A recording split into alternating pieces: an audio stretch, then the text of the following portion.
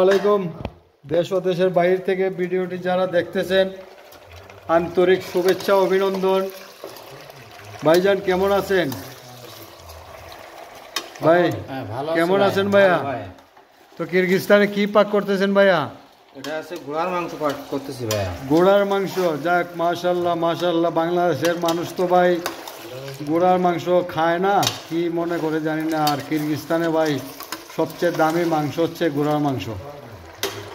তো যারা যারা ঘোড়ার মাংস খান নাই, খাওয়ার ইচ্ছা আছে, বাড়িঘর খেতা বালিশ কম্বল যা আছে বেচ্চা কিরগিজস্তান আইসা পড়েন। ঘোড়ার মাংসও খাইতে পারবেন, সাথে ঘোড়ার দুধও খাইতে পারবেন। জি বিদেশে ঘোড়ার দুধও অনেক দাম, ঘোড়ার মাংসও দাম। আর এই দেশে সবচেয়ে সস্তা হচ্ছে ভাই খাসির মাংস। যারা খাসির মাংস ভালোবাসেন, বউ পোলাপুরি যা আছে সব ফালাইয়া কিরগিজস্তান আইসা পড়েন। কি কোন ভাই? জি ভাই জি ভাই। কিরগিজস্তানে মাংস খাইতে খাইতে মনে করেন আর দেশের কথা মনে আসবে না। দেশে তো ভালোই লাগছে না ভাই। হ্যাঁ ভাই, আমার তো ইচ্ছা আছে ভাই দেশে পাসপোর্ট সিরে হালাই দিব, যাতে আমারে আর দেশে না পাঠাইতে পারে।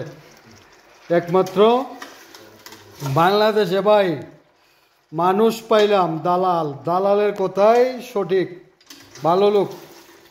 দালাল দালাল দোয়া করে দালাল বেচতে যাক।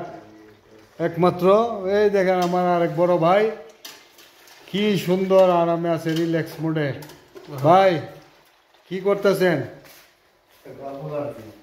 ভাই? দালালে স্যালারি কত কইছিল আর কত পাইতেছেন?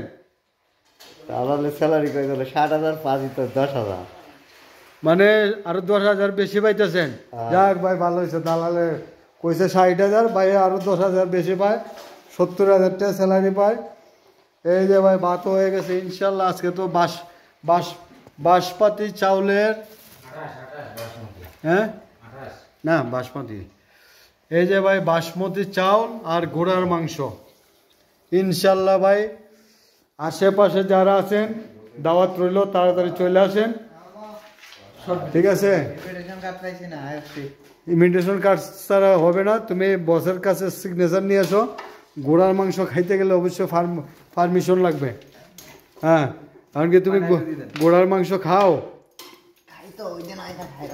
আচ্ছা, ঘোড়ার মাংস যাক, মাংস প্রায় হওয়ার পথে, তো কিছুক্ষণের মধ্যে হয়ে যাবে।